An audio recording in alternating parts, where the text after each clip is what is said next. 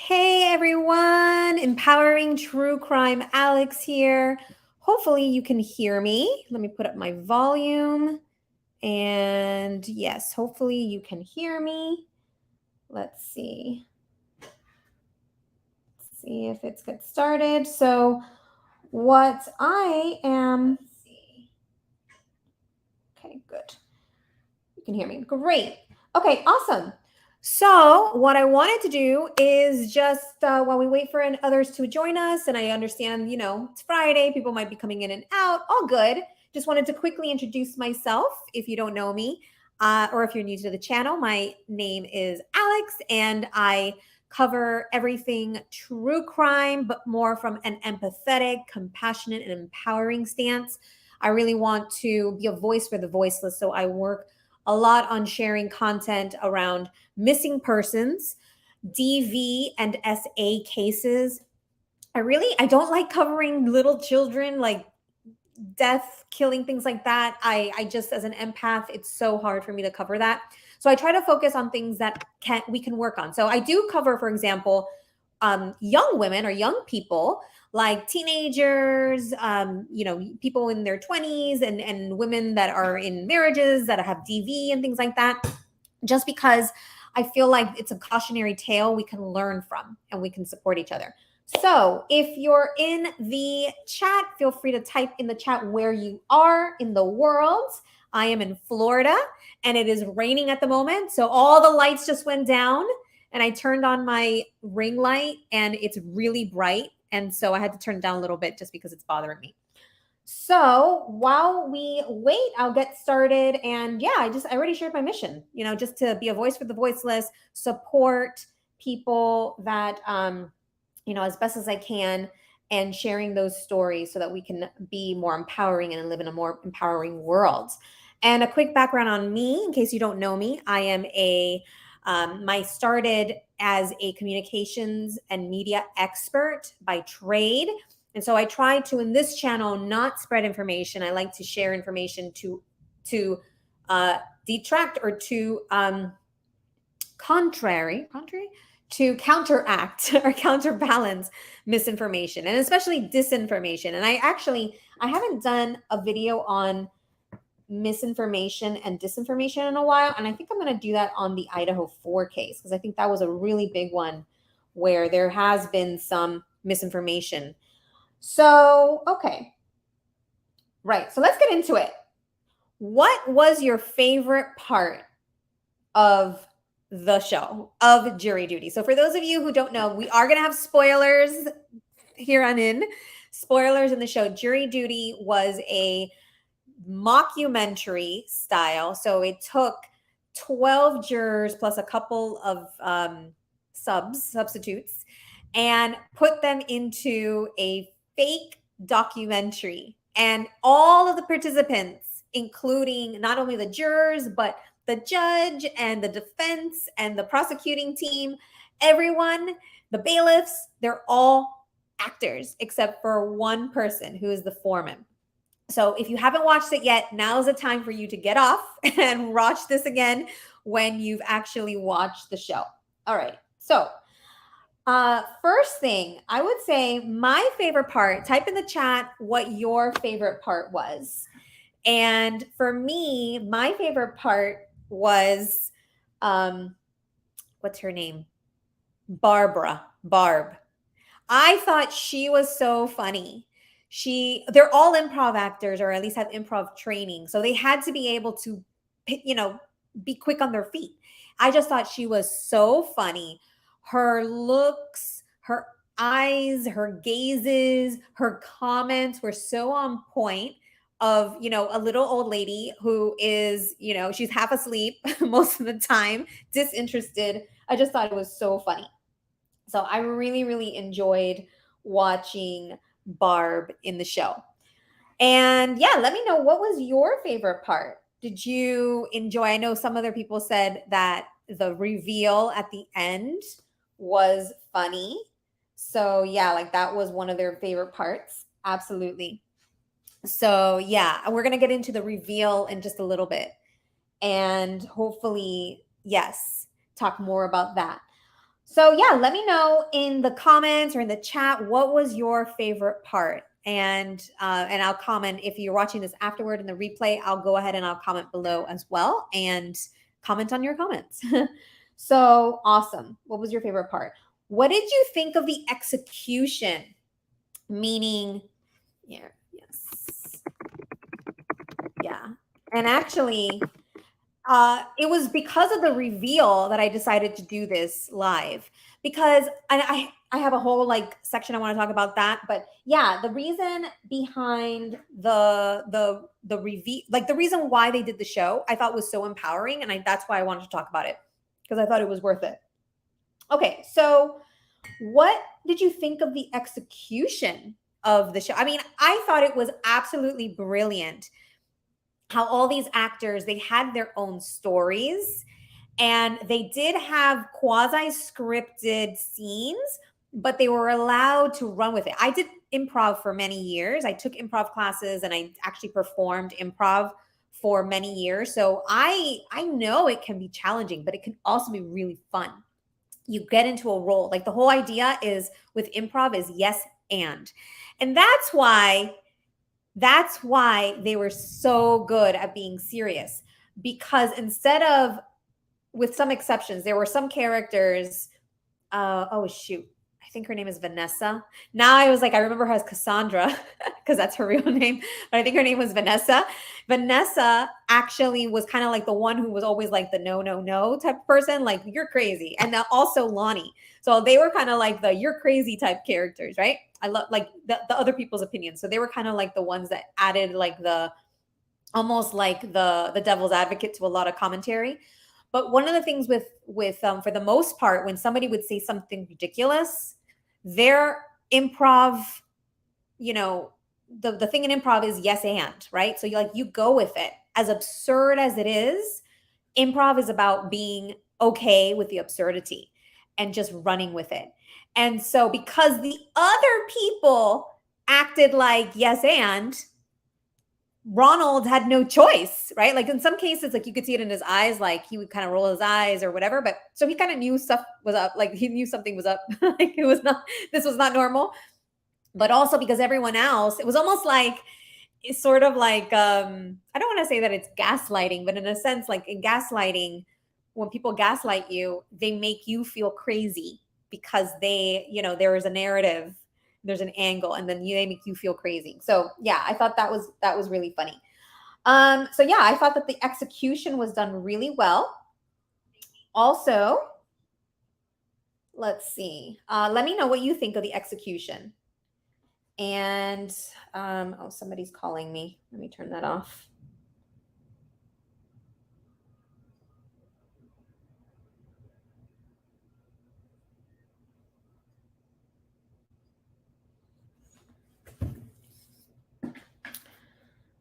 Oh, you know what? Okay, while we're waiting for that, let me just text.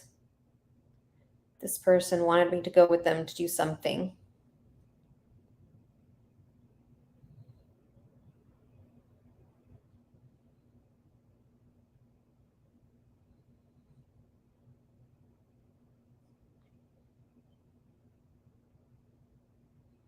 Okay.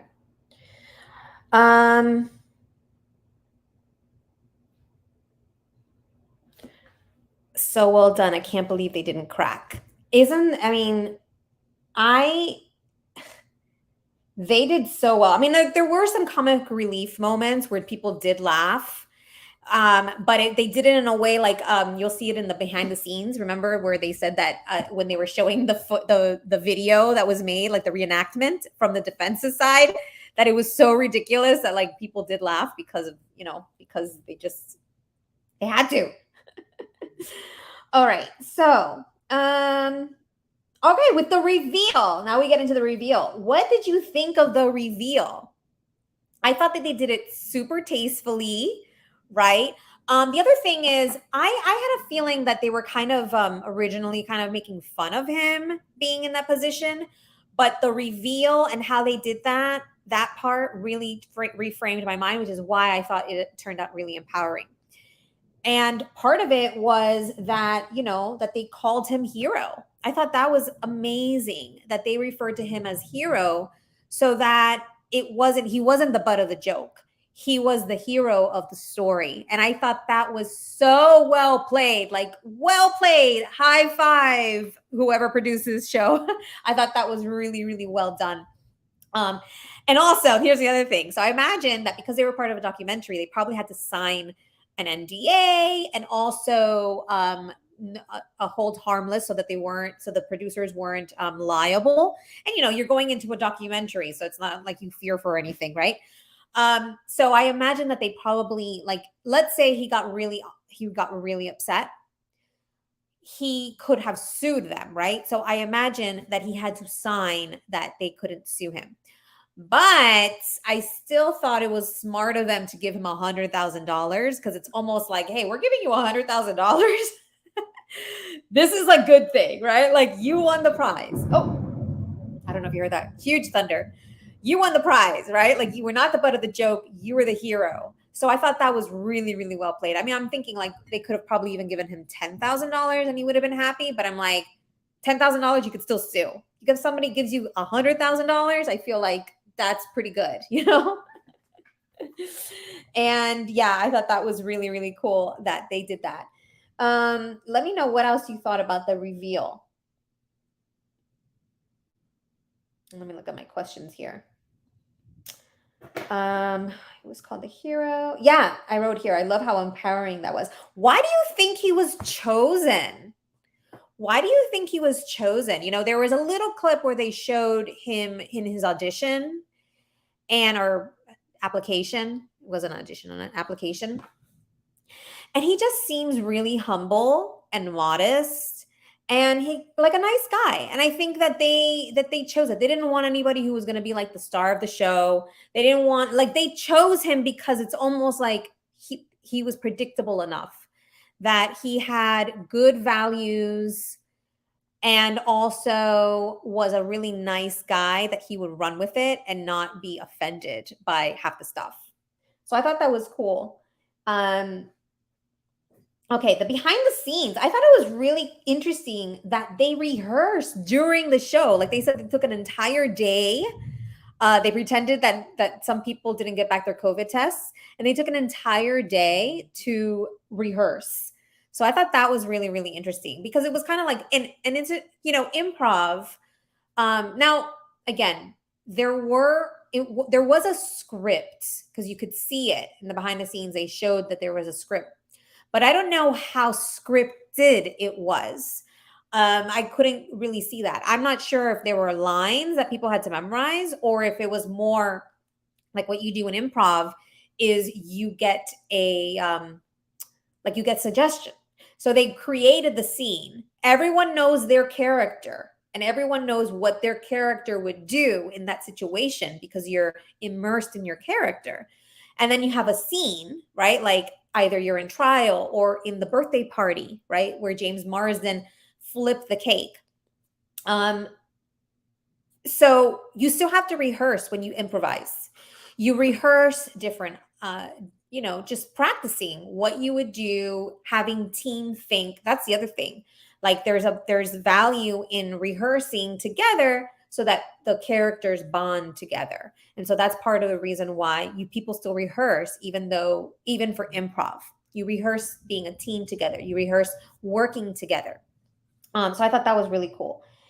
And okay, what were your critiques? Let me know in the comments. And what were your critiques of the show? I'm trying to think. What was my, if I had a criticism of it? I thought it was really smart that they had these like ABC scenarios, like in the case of the cake. He flipped the cake, and it's like they're like, if Hero gets really upset, Marsden's gonna go buy another cake and apologize, right?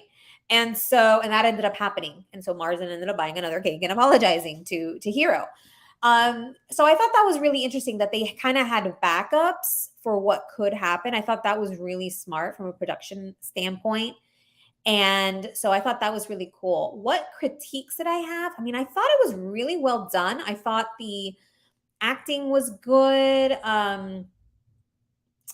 I am surprised that, I mean, some of the things were pretty absurd, but nothing was really that bad. Like nobody's lives were at risk. Nobody hurt themselves. Like the one guy who hurt himself in the show was a stunt man, apparently, was a stunt double, apparently. So he knew what he was doing. He was trained, he was trained in doing stunts. So that, I feel like that was good. I don't know. You know what? I'll put a pin on that and go back and see what I thought about the critique, because I can't think of anything at the moment of what I wrote these questions in advance, but I can't think of it. Um, yeah, I don't know. I don't know. Um, you let me know if there's anything that if you could critique the. Okay. So yeah, I guess the last question then is, what is your verdict? What is your verdict? Is the show liable for laughs or not liable for laughs? So an L or an NL? What do you think?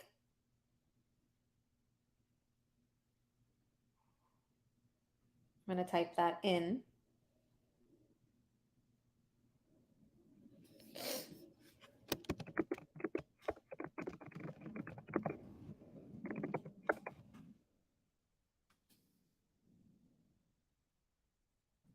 Oh, liable for liable for laughs. Okay. L.